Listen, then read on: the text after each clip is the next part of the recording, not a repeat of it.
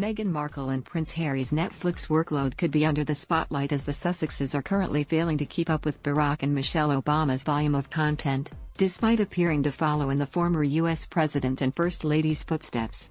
Meghan and Harry found financial independence after leaving the royal fold by agreeing to substantial contracts with streaming platforms, Spotify and Netflix, last year. But the Duke of Sussex told Oprah Winfrey in March that venturing into the entertainment sector had never been part of their original plan. He said, "We didn't have a plan. That, Netflix, was suggested by somebody else, at the point where my family literally cut me off financially, and I had to afford security for us." Although Harry did not explain who had given the couple the inspiration to move into the streaming industry, many believed the Sussexes were following the blueprint laid out by former U.S. President Barack Obama and his wife Michelle Obama. Royal commentator Katie Nicholl told 9honey that the Obamas were always going to be a business model for the Sussexes, and that's exactly what we're seeing last year. Shortly after they officially left public office in 2017, the world-famous pair struck up a megawatt deal with Netflix. The exclusive, multi-year contract was struck with the Obamas' new production company Higher Ground, which enabled them to produce their own programs and acquire and distribute existing content. Echoing the Netflix deal the Sussexes have with their own production team, Artool Productions. Netflix said the Obamas' first slate of releases would feature a wide range of fiction and non-fiction signature productions for all audiences, including scripted, unscripted and documentary series, as well as a full-length features and documentaries. They signed in May 2018. By April the following year, they announced 7 new projects.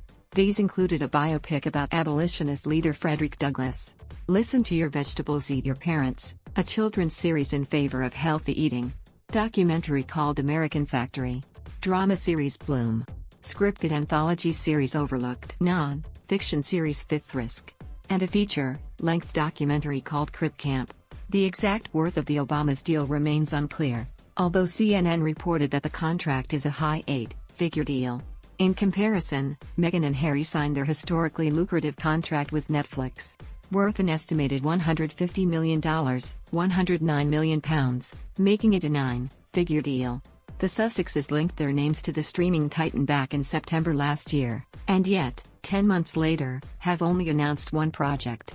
They will be producing a docuseries called Heart of Invictus, which will follow the competitors' training ahead of the Invictus Games, the international tournament founded by Harry for wounded veterans, in The Hague next year. Although Meghan and Harry would have until August to announce the rest of their Netflix plans if they wanted to keep pace with the Obamas, they are currently taking a 5-month break from work to spend time with their 2 children, making any significant announcements unlikely. Writing for news.com.au, royal commentator Daniela Elser said, "It's crunch time. Harry and Meghan have proven themselves impressively successful at securing these colossal deals and the hugely lucrative pay packets that come with them, but when will the world actually get a look at the TV shows, documentaries and podcasts they committed to produce? Just when will their billion-dollar company paymasters start to see some sort of return on their investment?" Ms. Elser also claimed that the Sussexes are playing a risky game in that they have to prove themselves as filmmakers from the start, having stepped onto the global stage through Harry's lineage rather than their talent within the entertainment field. Arguably, the Obamas face this dilemma too, with all of their Netflix content. Yet, they were already widely admired after spending 8 years in the White House. Ms. Elser explained, "When the Sussexes do start unveiling their slate of TV and podcasting projects, they will get one shot. That is, one chance to impress audiences and make their mark either in terms of streaming figures or critical plaudits." She continued, "Essentially, they will have a brief window to prove they are worth the hundreds of millions that corporate behemoths have bet on them." Michelle Obama also has her own podcast, which she announced in July last year, 5 months before the Sussexes revealed they had their own Spotify deal to produce a podcast called Artool Audio. While Mrs. Obama released 10 episodes between the end of July and September, with a bumper episode in April this year, the Sussexes are falling behind in terms of production on this platform too. They have produced only 1 episode since signing this exclusive contract in December, which was a 33-minute holiday special. The Obamas also signed another contract for their memoirs, worth an estimated $65 million, £47 million, although it remains to be seen if Meghan and Harry follow down this path.